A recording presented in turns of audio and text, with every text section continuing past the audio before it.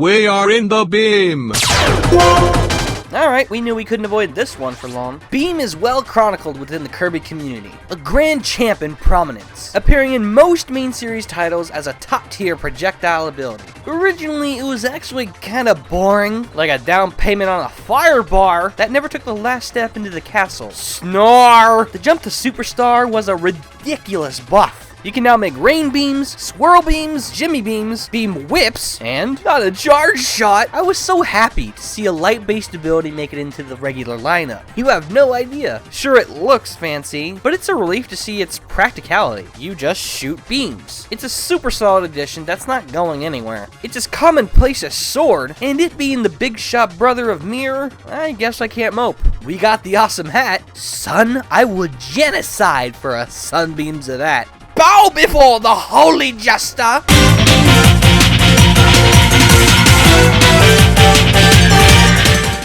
Okay, what's next? I don't need no shots!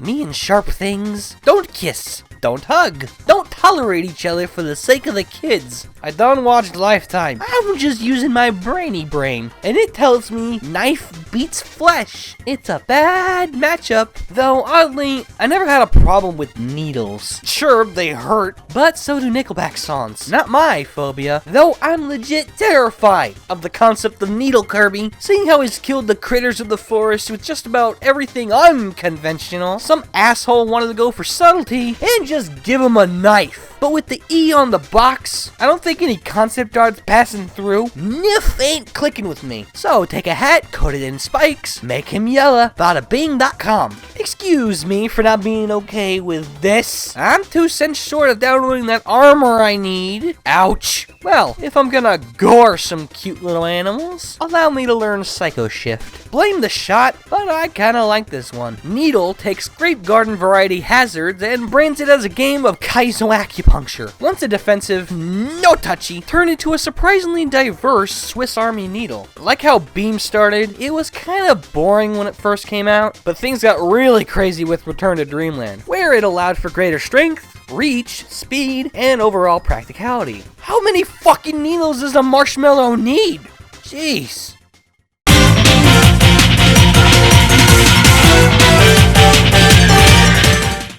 I gotta admit, DDD's pretty smart. Sure, he may be an asshole with no regard for food, despite being a chunky chunk fuck, but he's got a Nobel Prize coming. Why?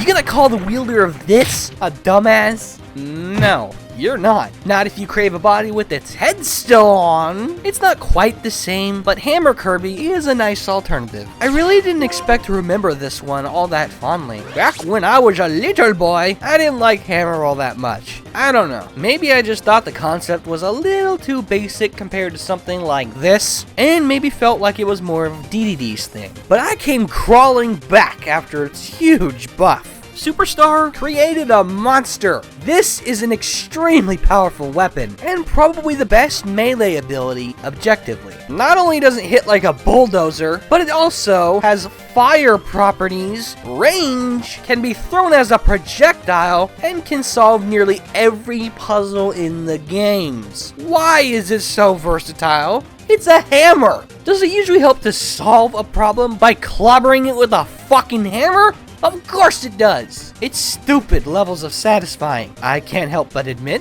but there are negatives. Like magic, it's as common as shit CGI Yeti, only normally obtainable a la Bonkers the mini-boss or a copy essence. That and, well, I have very little incentive to use it in the newer games, because while its power is disgusting, if I wanna clobber that dare something to the best of my ability, it's much more fun and worth it to play as Pengy McFluffyfuck. I don't know. Guess Kirby's slowly forgetting this one. Ah well.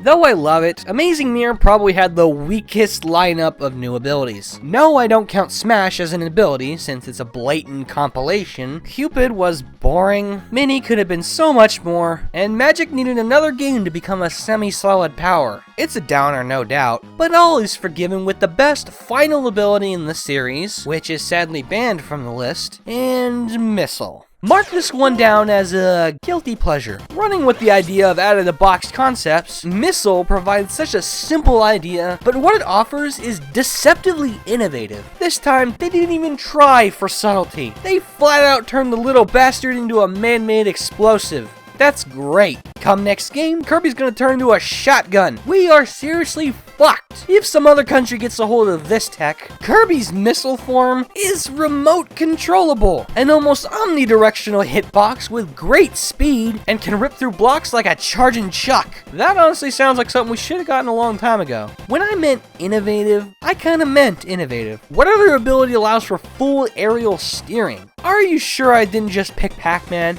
Don't buy into the hype. It's objectively a very subpar ability for combat. You can't fly through enemies at all. The blast is embarrassingly weak for a bomb, and it controls like ass. Sadly, it also suffers from the mirror syndrome. It was basically forgotten and left in one game. Why do they keep doing that? That's money flying away, though it is a grand champ in mobility. With careful control, it makes for a great speedrunning tool. It's like wheel in the air. Just look at all the fucks I don't give.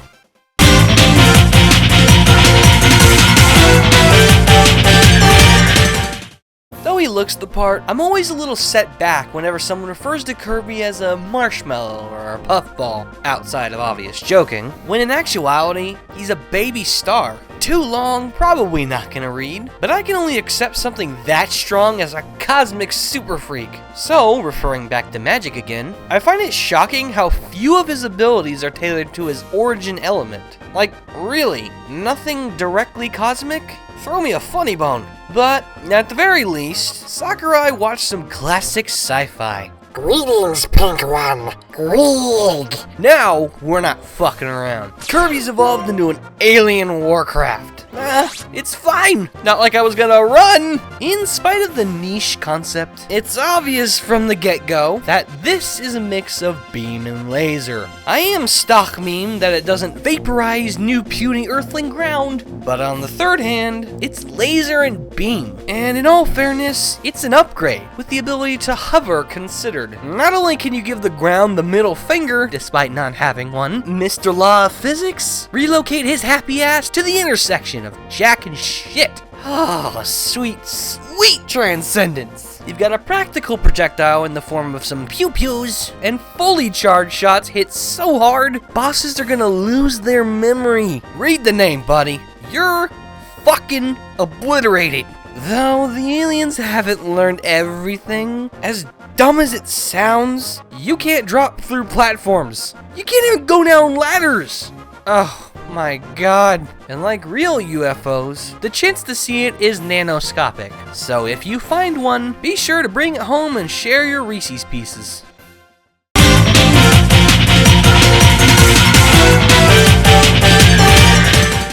Sometimes you just gotta say fuck it. Fuck viability. Fuck standards. I wanna do something cool. I don't care how stupid I look. Leap across Rainbow Road. Yeah! Beat Ganon swordless. Yeah! Play as Mewtwo.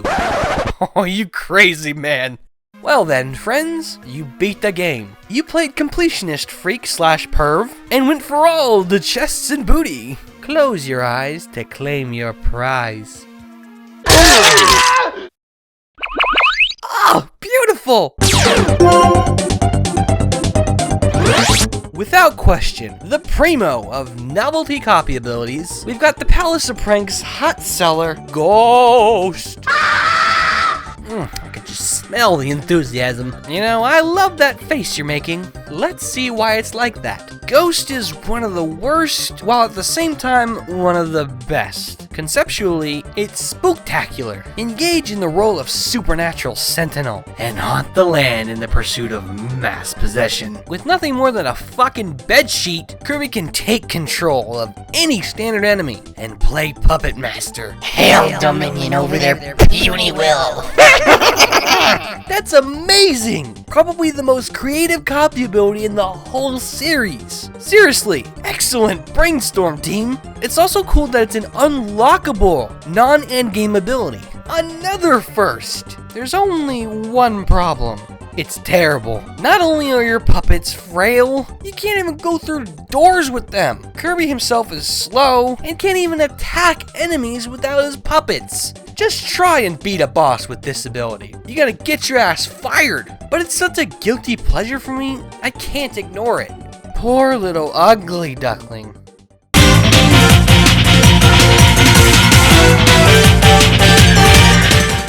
High jump! Could it be possible that even after all the murders, PETA pariahs, and fucked up commercials, Kirby is still truly the real hero? Surely he must. What kind of Justice League fuckery logic would someone need to have to stop and think, this peaceful paradise, there's happy critters aplenty. They need a hero. High jump's one of those abilities that, okay, you know it's not the most practical or popular, but fuck you, I'm a jump. The concept seems so silly it's borderline stupid. Jumping on enemies seems to pay for your shiny bills, alright, but who the hell jumps through enemies? Stick your foot out and it would at least make sense. But who would have figured it'd be so fun? It actually works, believe it or not. Donning the pink and more pink grants you an invincible, powerful, and surprisingly big rising hitbox, which makes it an unorthodox brute that's weird, but effective enough. That and vertical segments become your bitch with how fast you bounce up. You can even steer it sideways. A top tier pick and I don't give a shit. And if you are searching far and wide for an adorable retcon of the almighty Thor, you better have a spare coffin for that wallet. Good stuff, High Jump. Are you worthy? Yeah, you're worthy.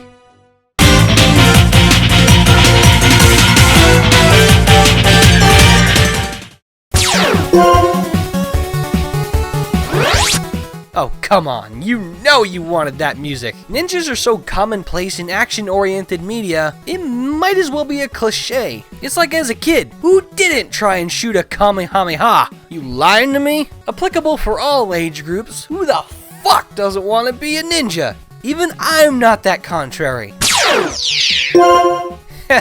That's the number sound. Though he has zero formal training or experience, Kirby's quite the savage rookie. Ninja is a fan favorite for a damn good reason. It comes with the imperial fuck ton of tools a ninja requires to meet every situation. It's one of the few powers that answer to melee, projectile, and elemental classifications. Kunais and shurikens for long-range zoning, grabs, kicks, and a dagger for up close and personal, with pyrokinetic bursts, and smoke screen for some added flair. Oh, you think I'm done? That's just one button. In classic ninja fashion, Kirby's mobility also chugs down some roids, now having access to beyond the walls friend zone, with indefinite hugging and repeated comes and goes. Now they're just showing off. Go ninja, go ninja, go! So yeah, that's all the shit. But one superfluous thing I really like about Ninja is how the most recent incarnations pay explicit homage to Japanese culture.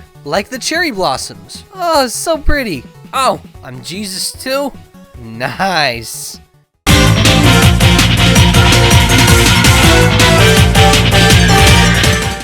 Picking a side can lead to a lot of different things, usually fighting. But isn't it the stupidest thing when both sides are exactly the same? I shit you not. The Kirby series has got the gaming equivalent to Coke versus Pepsi. Yes, it's gotten that stupid. Spark, plasma, spark, plasma! Frizzy-haired fuck, fire recolor, green, lime green. Shut the hell up. It's the same fucking thing. Alright, I seriously cringe at the idea of the same thing being split into two names, but that's not phasing my script. I'm a proud member of Electricity Master Race. It's by far my favorite of Earth's native elements. Spark and Plasma were once two separate powers, but the modern games combined the two and retconned them as Spark. Alright, that's what I'm calling it then. It's unclear whether or not the Kirby lore is home to an all-powerful, ever-present god, but this is probably the closest it's gotten to that. Spark, also accounting for its superstar alter ego, is the most prominent ability in the franchise. It's present in every game that features copy abilities. That's 16 games, beating out both the Fire's 15 and Ice's 14. Not even Sword is in that many games. So not only is it the Sam Jackson of copy abilities, it's the Morgan Freeman, as in, it's probably the best you can get. Through static buildup, Kirby has access to 4 different levels of charge in seconds. You can launch massive surges of electricity. A level 4 spark shot is extremely big, ungodly strong, passes through walls, and is, funnily enough, lightning fast. The common consensus refers to it as broken. Believe them! The learning curve is non-existent. It rewards the player with simple spam, and it's a free pass through the true arena, a sentient, self-propulsioned crutch, which requires only an ounce of muscle input. There is a stigma, but I don't think anybody can deny that's pretty badass. But that's as high as you're going, Sparky. There is such a thing as too good, my friends.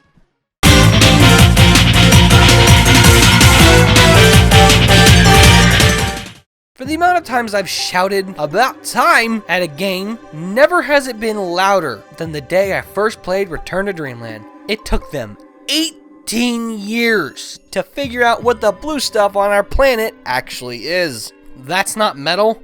Fuck! The balance of the elements are in harmony. We finally have water. Squeak Squad has my respect for staking its toe in first, but Return to Dreamland went full-on free dive and brought the element up to superstar quality. The water ability is overflown with many enjoyable skills and powers that are tailored to an insanely diverse playstyle. Positively soaked in hard-hit, long-range attacks on dry land, fast and funky mobility off the ground and over water, and is a dream come true to anybody that hates the limited range underwater. Hey, more bubbles! Who would have thought Kirby would turn out to be such a powerful but cute little waterbender? It's bittersweet to finally have this one. Judging from its spot on here, it's clear that I taste more sweet than bitter. But there are hints of bitter. For one, I feel it's a little too destructive. Not like Opath, but I don't associate hydrokinesis with brutal offense. Most examples I know are very defensive, or at the very least, highly versatile. I was excited to see the awesome puzzles they could have made with water, but you don't get a lot of that, sadly. Also, I'll be honest, I don't like the visual design. I would have much preferred the translucent aquatic design from the anime over Etika's hair. Oh, good luck on seeing that, by the way. But come on, Logan. Don't be a bitch. It's me looking at what I want rather than what I got. And what I did get was one of the best abilities in modern Kirby. Why the hell Triple Deluxe left this fucker out is an X-Files fever dream.